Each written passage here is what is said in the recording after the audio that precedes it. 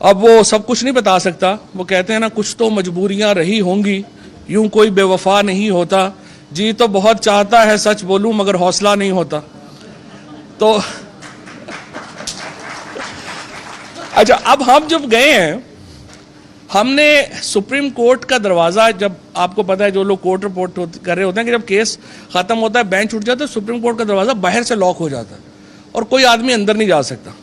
अब इत्तेफाक से मैं और दो हमारे और दोस्त जो थे, हम लोग पहले पहुंचे और हमने दरवाजा लॉक खोला। हमारे सामने हम लॉक खोलने के बाद अंदर गए तो पता चला चीफ इलेक्शन कमिश्नर और सेक्रेटरी पहले ही लॉक शुदा कमरे में मौजूद है।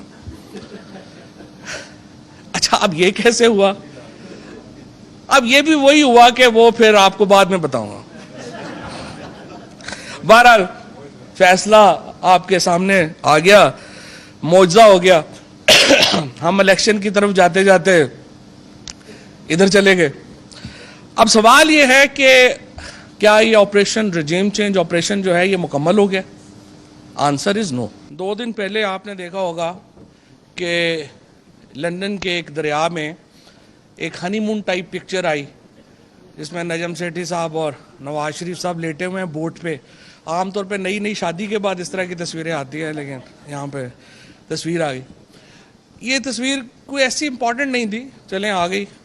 लेकिन इशू क्या हुआ, उसके बाद नजम सेठी साहब ने रात को एक प्रोग्राम किया और उसमें उन्होंने ये एम्फेसिस किया, इस बात के ऊपर जोर दिया कि हमें एक्चुअली अफगानिस्तान में अमेरिका को फौजी कार्रवाइयों के लिए अड्डे देने की बात करनी चाहिए और यही हमारी इंपॉर्टेंस है। उन्होंने कहा कि अमेरिका से हमारे ताल्लुकात की सिर्फ यही इंपॉर्टेंस है कि अफगानिस्तान में हमारा क्या रोल होगा, और मुझे समझ नहीं आ रही कि हम ये अड्डे क्यों नहीं दे रहे। उसके बाद हुसैन हक्कानी का एक ट्वीट आता है, वो बताता है कि असल में ये जो मौजूदा इकॉनमी का बहरान है, इसके 2-3 लेसन हैं, और सबसे बड़ा लेसन यह है कि पाकिस्तान को खुद को सुपर पावर सोचना नहीं चाहिए और एक सबसर्विएंट रिलेशनशिप इसराइल अमेरिका और हिंदुस्तान के साथ हमारा होना चाहिए। ये गैर सरकारी दोनों स्टेटमेंट्स थे। लेकिन इससे पहले हमारे सो कॉल्ड वजीर खारजा बिलावल भुट्टो ने बयान दिया और उसने कहा कि हमें हिंदुस्तान से फौरी तौर के ऊपर अपने ताल्लुकात जो हैं वो बढ़ाने चाहिए और इकोनॉमिक रिलेशनशिप बनाने चाहिए। अब आप देखिए कि एक माहौल बनाया जा रहा है 3-4 चीज़ों के ऊपर। नंबर 1, हिंदुस्तान से अपने ताल्लुकात बेहतर करो, इसराइल को तस्लीम करो और अमेरिका को अफगानिस्तान में अड्डे देने के लिए आप बातचीत शुरू करें। अब ये वो माहौल है जो इस वक्त बनाया जा रहा है, और अगर हम ये नहीं करते तो हमारे मुआशी मुश्किलात बढ़ती जाएंगी। अब जो शख्स इमरान खान को बहुत ज़्यादा करीबी जानना ज़रूरी नहीं है इस बात के लिए और इस कंक्लूजन पे पहुंचने के लिए कि ये एजेंडा इमरान खान के होते हुए मुमकिन ही नहीं था कि ये अचीव हो जाता। लिहाजा एक पूरा रजीम चेंज ऑपरेशन जो है वो लॉन्च किया गया। आपसे कुछ देर पहले डॉक्टर साहिबा ने आपको बताया कि किस तरह से डोनाल्ड लू की बात जो है वो आपके सामने आई, जिसमें बड़ा वाज़ेह कहा गया कि देखें, बात यह है कि नो कॉन्फिडेंस मूव आ रही है, वो अगर पाकिस्तान में नो कॉन्फिडेंस मूव कामयाब होगी तो अमेरिका पाकिस्तान के ताल्लुकात होंगे, अगर ये नो कॉन्फिडेंस मूव नाकाम हो जाती है तो फिर हम आपसे निबड़ लेंगे। बेसिकली जो नो कॉन्फिडेंस मूव था उसका मकसद ये था। अब अमेरिका के इसके बाद क्या हुआ? इसके बाद ये हुआ कि सबसे पहले जो हमारी अपोजिशन पार्टीज थी उनको बैठ दी गई, जो खुर्रम दस्तगीर ने अपने इंटरव्यू में अब मान लिया। उसमें कहा गया कि हम आप ये रजीम चेंज करेंगे, इसके बदले में हम आपके केसेस माफ कर देंगे। और कल के दिन आपको मालूम है कि कल चेयरमैन इमरान खान ने जो प्रेस कॉन्फ्रेंस भी की, उसमें बताया कि किस तरह से नैब लॉ कल इंप्लीमेंट हो गया है और वो जो NRO 2 है वो दे दिया गया है। सो जो खुर्रम दस्तगीर ने जो चीज़, जो बेट मांगी थी, वो बेट जो है वो उनको मिल गई। इसके बाद 10 MNAs जो हैं उनको टारगेट किया गया। 10 MNAs जो हैं वो सबसे पहले राब्ते में आए। हमारे PTI के जो 10 MNAs थे सबसे पहले राब्ते में वो आए। उनके बाद 6 मजीद MNAs जो हैं उनके साथ राब्ता किया गया और 22 MNAs टोटल जो हैं उनको इस रजीम चेंज ऑपरेशन में शामिल किया गया।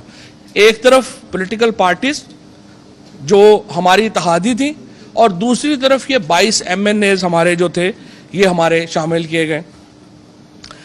अब हुकूमत की ये जो तब्दीली का मामला था ये अवाम तक जब पहुंचा तो सबसे पहला रद्द अमल परेड ग्राउंड में आया, जहां पे आपने देखा कि जब इमरान खान ने कॉल दी तो लाखों लोग पूरे पाकिस्तान से जमा हुए और वहां पे उन्होंने ये डोनाल्ड लू का जो लेटर था सबसे पहले इमरान खान ने उन लाखों लोगों के सामने लहराया,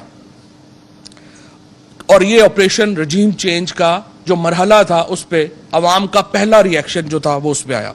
स्पीकर और डिप्टी स्पीकर इसके ऊपर सर जोड़ के बैठे और बिल आखिर वो इस नतीजे पे पहुंचे कि ये जो अदम एतमाद की तहरीक है ये लोकल नहीं है, ये एक पूरी कॉन्स्पिरेसी है और फॉरेन एलिमेंट इसमें शामिल है। स्पीकर ने रूलिंग दे दी। अब जब ये केस सुप्रीम कोर्ट में गया और हम सब लोग जो वहाँ पे बैठे थे, हम जो लॉयर्स भी थे, हमने वो समाअत सारी अटेंड की। वक्फे से पहले चीफ जस्टिस साहब ने कहा कि ज़रा शहबाज शरीफ साहब और बिलावल भुट्टो को बुलाइए और पूछिए कि सियासी जमातें इलेक्शन से कैसे भाग सकती हैं और इसका हल क्या है सिवाय इसके कि इलेक्शन हो। हम लोग वक्फे से पहले यहाँ पे ये सारे हमारे कोर्ट रिपोर्टर्स भी बैठे हैं, फैसल भी बैठे हैं और लोग भी बैठे हैं, सदीक जान भी बैठे हैं, हम सब लोग बड़े खुश हुए। हमने कहा चलें अवाम के पास तो बात जाएगी। हमने जाके वज़ीर आज़म साहब को मुबारकबाद भी दी कि अदालत का जो ऑब्जर्वेशंस हैं नतीजा है वो तो ये आ गया। अभी हम वहाँ पे पहुँचे ही थे तो एक अजीबो गरीब काम ये हुआ कि चीफ इलेक्शन कमिश्नर का बयान सारे टीवियों के ऊपर ब्लिंक आ रहा है। वो कहते रही हम इलेक्शन के लिए तैयार नहीं हैं, और अक्टूबर से पहले चीफ इलेक्शन कमिश्नर कह रहा है कि हम इलेक्शन के लिए तैयार नहीं है। हालांकि आइन क्या कहता है? आइन ये कहता है कि जब भी इलेक्शन होंगे इलेक्शन कमीशन ने 90 दिनों में इलेक्शन करवाने हैं। खैर ये बात हुई, उसके बाद उस वक्फे में और भी बहुत कुछ हुआ। अब वो सब कुछ नहीं बता सकता। वो कहते हैं ना कुछ तो मजबूरियां रही होंगी, यूं कोई बेवफा नहीं होता, जी तो बहुत चाहता है सच बोलूं मगर हौसला नहीं होता। तो अच्छा, अब हम जब गए हैं, हमने सुप्रीम कोर्ट का दरवाज़ा, जब आपको पता है जो लोग कोर्ट रिपोर्ट कर रहे होते हैं कि जब केस ख़त्म होता है बेंच उठ जाता है, सुप्रीम कोर्ट का दरवाज़ा बाहर से लॉक हो जाता है और कोई आदमी अंदर नहीं जा सकता। अब इत्तेफाक से मैं और दो हमारे और दोस्त जो थे, हम लोग पहले पहुंचे और हमने दरवाज़ा लॉक खोला और हमारे सामने हम लॉक खोलने के बाद अंदर गए तो पता चला चीफ इलेक्शन कमिश्नर और सेक्रेटरी पहले ही लॉक शुदा कमरे में मौजूद है। अच्छा, अब ये कैसे हुआ? अब ये भी वही हुआ कि वो फिर आपको बाद में बताऊंगा। बहरहाल फैसला आपके सामने आ गया, मौजज़ा हो गया। हम इलेक्शन की तरफ जाते जाते इधर चले गए।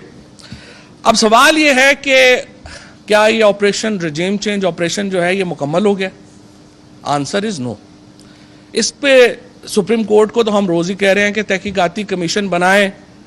सुप्रीम कोर्ट का भी पता नहीं क्यों नहीं हौसला पड़ रहा, लेकिन बहरहाल हमने सुप्रीम कोर्ट को रोज ही ये कहते हैं कि देखिए आपको किसी आम आदमी ने नहीं कहा कमीशन बनाने का, आपको सदर पाकिस्तान ने कहा है कमीशन बनाएं, आपको वज़ीर आज़म उस वक़्त के उन्होंने लेटर लिखा कहा कमीशन बनाएं, आपको स्पीकर ऑफ द हाउस कह रहे हैं कि कमीशन बनाएं, आप नहीं बना रहे, आपकी मर्जी है, हमें बता दें क्यों नहीं बना रहे। लेकिन बहरहाल इस तरफ भी हमें उम्मीद है सुप्रीम कोर्ट की तरफ से कोई जवाब जो है वो आएगा। अब हुआ ये कि श्रीलंका में जिस तरह हमने देखा, in the mean time Sri Lanka में ये हुआ कि पहले मुआशी बहरान पैदा हुआ और फिर सियासी बहरान पैदा हुआ। पाकिस्तान में पहले सियासी बहरान पैदा किया गया, फिर मुआशी बहरान पैदा हुआ, क्योंकि पाकिस्तान में तो हम बिल्कुल स्टेबल जा रहे थे, हमारे फॉरेन रिजर्व जो थे वो रोज़ ऊपर जा रहे थे, हमारे ओवरसीज़ पाकिस्तानी जो हैं वो पूरी हमें सपोर्ट कर रहे थे, डॉलर हमारे काबू में था, एक्सपोर्ट्स हमारी बढ़ रही थी, इंपोर्ट्स कम हो रही थी, हमारा इकॉनमी तो ठीक ठाक चल रही थी। लेकिन सियासी बहरान के नतीजे में एक बहुत बड़ा मुआशी बहरान जो है वो पैदा हो गया। अब सवाल ये है सिर्फ आखिर में कि क्या ये रजीम चेंज ऑपरेशन मुकम्मल हो गया? Answer is no. इसके दो बड़ी रुकावटें हैं इस ऑपरेशन रजीम चेंज और ये जो एजेंडे में। एक तो आपने देखा हफ्ते को, ये सिर्फ इमरान खान कर सकते हैं और पीटीआई कर सकती है। 36 घंटों का नोटिस दिया इमरान खान ने और पूरा पाकिस्तान ऐसे ऐसे कस्बों में लोग निकले जिनके नाम भी शायद मेन स्ट्रीम मीडिया में किसी को नहीं पता होंगे, और किस तरह से लोगों ने इमरान खान के एक 36 घंटे की कॉल के ऊपर पूरा पाकिस्तान बाहर निकला और बताया कि वो पाकिस्तान के अवाम किधर खड़े हैं। एक तो ये, और दूसरा ये हो रहा है कि ये एक बड़े लेवल के ऊपर रिजीम चेंज जो है वो एक्सेप्ट नहीं हो रही, और दूसरा इनका टेक्निकल लेवल के ऊपर पंजाब में रिजीम चेंज पूरी नहीं हो रही, क्योंकि पंजाब में इलेक्शन कमीशन ने और लाहौर हाई कोर्ट ने बड़ा जोर लगा करके हमजा शहबाज को रखा हुआ है वहाँ पर as a chief minister, but हकीकत ये है कि वो एक ऐसे फटे के ऊपर है जो किसी वक्त भी सिरक सकता है और उनकी सारे की सारा मामला जो है उनका लुढ़क सकता है। लेकिन उसको जानबूझ के इस तरह से जो है वो बनाया गया है। अब जो तमाम पाकिस्तान है वो एक तरफ इमरान खान के साथ खड़े हैं, और टेक्टिकल लेवल के ऊपर पंजाब में रजीम चेंज जो है वो मुकम्मल हो नहीं पा रही। जब तक ये दोनों मामला जो हैं ये मुकम्मल नहीं होंगे, इसके नतीजे में ये मामला जो है वो मज़ीद बिगड़ेगा। पाकिस्तान में ये जो इस वक्त हल है, सोल्यूशन है, वो वाहिद सोल्यूशन है हम अवाम की तरफ जाएं। अवाम की तरफ जाते हुए सियासी जमातों को डरना नहीं चाहिए, लेकिन ये डर रहे हैं इसलिए कि ये अवाम से आए नहीं है। लेकिन मुझे उम्मीद है इंशाअल्लाह ताला ये आखिरी चंद हफ्ते हैं, अवाम इसका फैसला करेगी और फिर पाकिस्तान में फैसला जो है वो कहते हैं अब राज करेगी खल्के खुदा, जो मैं भी हूँ और तुम भी हो। बहुत शुक्रिया।